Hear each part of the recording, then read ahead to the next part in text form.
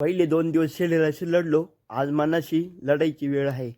जय श्रीराम भावांनो. 75 day hard चॅलेंजचा day 3 चालू. आज 4 लिटर पाणी, कारण आज एक्सक्यूज नाही. काल बॉडी दुखत होती, पण आज पाणी पाहिलं की ताकद येते. 10 मिनिटं वॉर्म अप, 50 रामूर्ती दंड, 50 सपाटी, 10 सूर्य नमस्कार, 20 डायमंड पुश, माउंटेन केम्बर आणि प्लॅंक मारून पहिलं वर्कआउट. आज समजलं, हा चॅलेंज बॉडीसाठी नाही, आत्म्यासाठी आहे. हे सोन दूध आणि केळी खाल्ली, मग जेवण केलं. आज बाहेरचं नाही, विकेंड नाही, कारण ध्येय मोठं आहे. 2 केळी खाऊन दूरचा वर्कआउट, जिम मध्ये बॅक आणि बायसेप्सचा वर्कआउट. जेवण करून बसलो गीता वाचायला. गीतामध्ये श्रीकृष्ण सांगतात, कर्म केल्याशिवाय कोणीही जगू शकत नाही. श्वास घेणं, चालणं, बोलणं, खाणं हे सगळं कर्म आहे. म्हणून जग सोडून पर्वतात बसून कर्म टाळले तरी चालत नाही. ही मेहनत नाही, माझी ओळख तयार होती.